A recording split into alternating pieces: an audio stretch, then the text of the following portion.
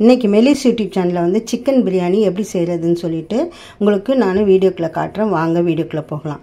முதல்ல வந்து சிக்கனும் தக்காளி புதினா கொத்தமல்லியை வந்து நான் வந்து உப்பு போட்டு வேக வச்சு நான் கொண்டு வந்துடுறேன் தனியாக.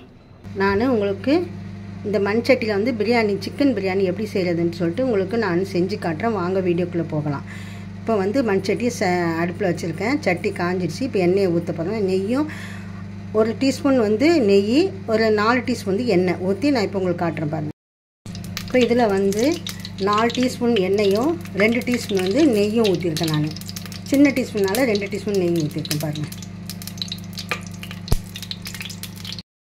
இதில் வந்து பட்டை, கிராம்பு, ஏலக்காய், சோம்பு இதில் வந்து நான் மிக்சியில் வந்து பொடி பண்ணி வச்சுருக்கேன். அதை வந்து இப்போ உள்ளே போட போகிறேன்.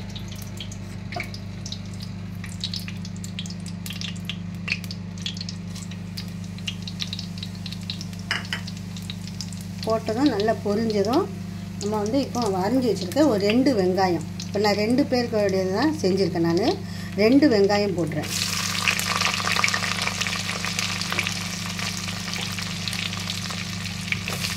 பெரிய வெங்காயில் 2 வெங்காயம் போட்டுருக்கேன்.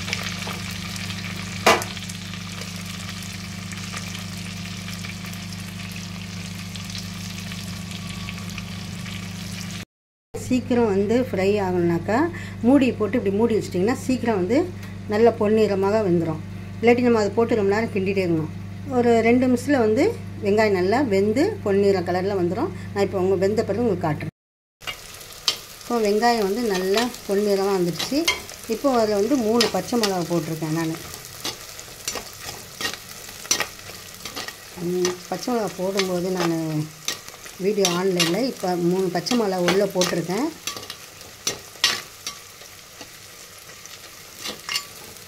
இப்போ வெங்காயமும் நல்லா மூடி வச்சு நல்லா பொன்னிறமாக வந்துடுச்சு. பச்சை மிளகாவும் நல்லா வெந்து இதில் சேர்ந்து ஒன்றா காரம்லாம் இறங்கி வரும். உங்களுக்கு எவ்வளோ காரம் வேணுமோ அவ்வளோ பச்சை மிளகா நீங்கள் போட்டுக்கங்க. நான் 3 பச்சை மிளகா, எங்கள் 2 பேருக்குனால 3 பச்சை மிளகா தான் நாங்கள் போட்டிருக்கோம். நாங்கள் 2 பேருக்கு செய்கிறதுனால 3 பச்சை மிளகா போட்டிருக்கோம் பாருங்கள்.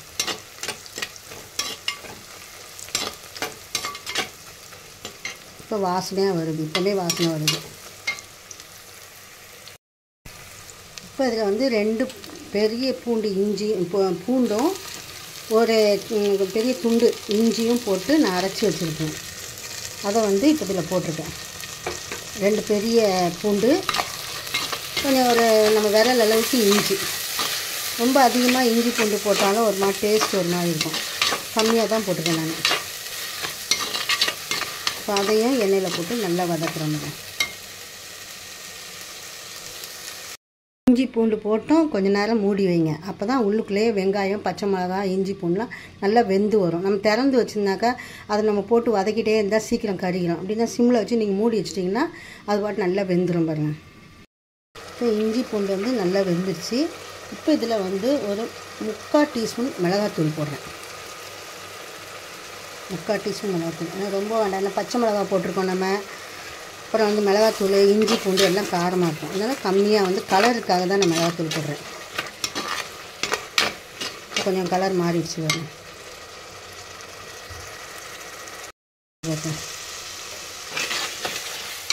நல்லா இஞ்சி பூண்டு வெங்காயம் பச்சை மிளகா எல்லாம் கலர் மாறுது.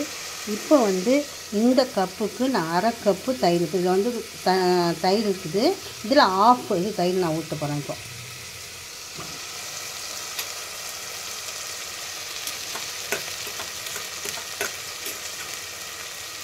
1/2 தயிர் தான் ஊற்ற போகிறேன். கம்மியாக தான் ஊற்றுறேன் பாருங்கள். அவ்வளோதான்.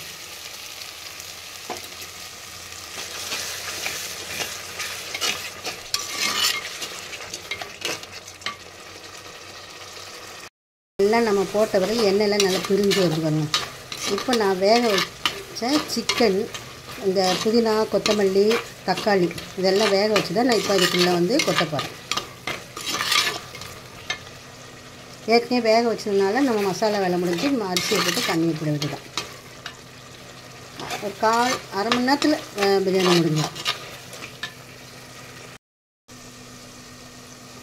வேக வச்ச சிக்கனு, தக்காளி எல்லாத்தையும் இதிலே கொட்டிடும். புதினா எல்லாத்தையும் இதில் கொட்டிடும்.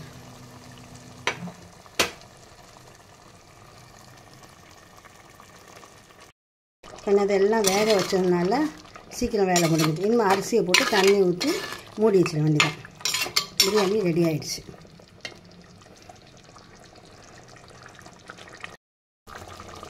ஒன்றரை கிளாஸ் அரிசி வச்சுருக்கத இதை வந்து இதில் கொட்டிடுறேன்.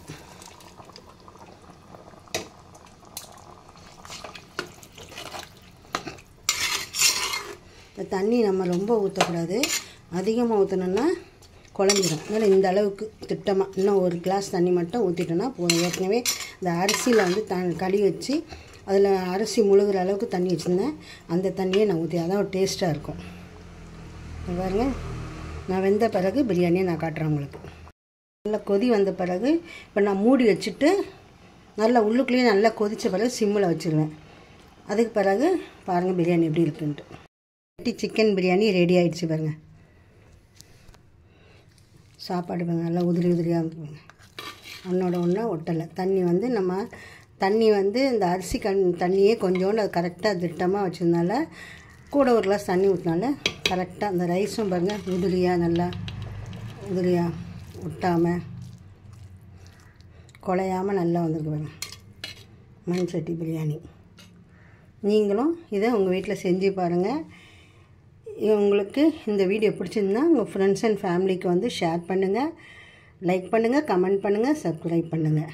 நான் மேலும் மேலும் வீடியோ போடுறதுக்கு நீங்கள் ஊக்கப்படுத்துங்க. தேங்க்யூ.